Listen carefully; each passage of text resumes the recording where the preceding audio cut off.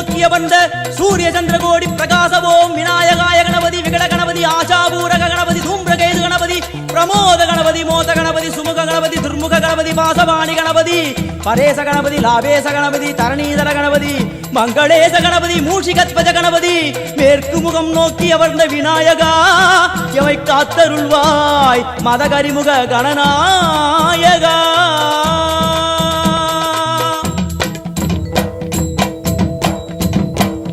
பாரதம் எழுதிய பண்டிதனுக்கு நாமாவளி சொன்னார்.